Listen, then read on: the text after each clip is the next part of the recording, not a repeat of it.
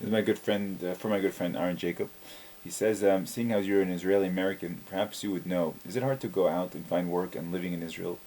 As a convert, I can move to Israel, I'm told, and that is also why I can't be sure about joining the military, doing something against Israel, out and out violence, etc.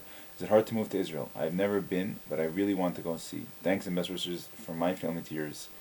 Israel, you should know something. It says, Rashi says, he quotes the Gemara, it says, someone who can live inside the land of Israel and lives outside the land of Israel, it's like he has no God. And another spot, it says it's like he's doing Avodah Zarah. It's a very serious thing. If you can live in Israel, not to live in Israel, it's very serious. Living in Israel, it says the air in Israel, the air in Eretz Yisrael makes you smart, makes you have more Yirat Shamayim, makes you more fearing of God. The Torah goes on at length and length in describing the positive qualities of Eretz Yisrael. If you can do it, if you have this inkling to do it, I would strongly recommend it. And in terms of is it hard, you have to understand something. God answers you in the way that you live. So if you live in a way that you only do things that are easy, then God gives you easy types of blessings. But if you try and exert yourself and you're doing it l'shem shamayim for the sake of heaven, then God will answer you in a corresponding fashion in a way of miracles. And my parents, for example, they both were Romanians, and they made Aliyah before they met. Their families both made Aliyah to Israel when the state was founded. I mean, they applied, but it took them like 17 years to get permission from the communists to leave. And they lived in Israel for like 20 years. And they didn't know the language when they came. They went to Ulpan, they had to learn the language. They didn't have a job, they didn't have anything. And they made it. And they eventually got sucked into coming to America, unfortunately, which is why I'm here.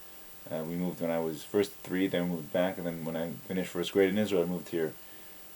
People ask me, why don't you go to Israel? I tell them I got married to an American, unfortunately, and I have 2 kids with her. They're 4 and 5 now. I'm waiting until they basically come of age, which I have pegged probably around 18, let's say, but maybe if they mature quicker, maybe 15. And then I'll explain to them that I want to go to Israel, and I'll tell them why, and if it's okay with them, I'll go and start my life in Israel. Start my life again in Israel. But what I was going to say is, because right now she's not even remarried yet, my ex-wife, so it wouldn't be right, in my opinion, to just pick up and leave without them. Leaving them without a male role model that's close by, they can talk to them, they can see them. But there's nothing more. There's one opinion you should know, that living in Israel is connected all the Torah, all the mitzvahs in the Torah. Is equivalent really to keeping the entire Torah. That's why many secular Jews don't feel so bad about not being religious, because they understand that just living in the land is a mitzvah. Is a mitzvah. But I would strongly encourage it, and I would tell you not to be scared. There is an organization that helps Olim Chadashim, new people. I think he gives them a grant of money.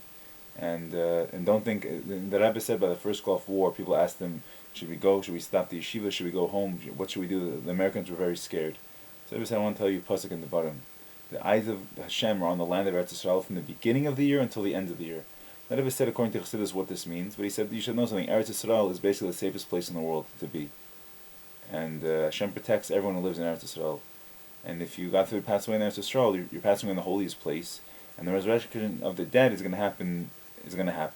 And you should know the bones they get from Eretz Yisrael don't have to suffer through any kind of painful process of rolling. All the bones of the tzaddikim that are outside of the land have to roll to Eretz Yisrael, and then they get resurrected there. But it's the holiest place. The food there is better. The environment is better. There's no sense of political correctness. People say what they think.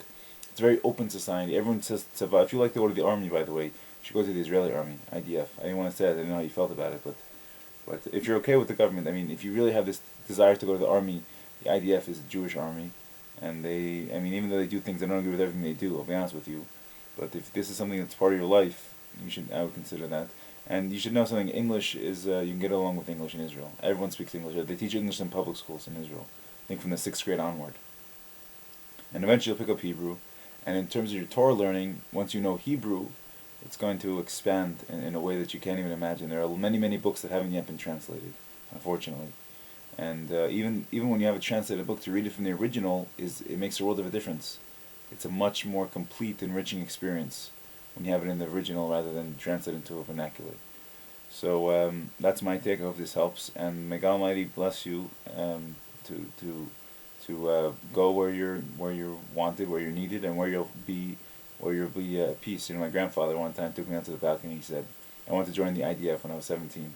He said, "I don't know. You're an American now. Why do you want to come back here to Israel?" He was living in Akko at the time. So he said, "But one thing I'll tell you: go wherever your heart is. If you don't go where your heart is, you're not going to be happy." These are words I really try to live by, and I find they resonate with an eternal wisdom. Okay, I hope this helps, and God bless.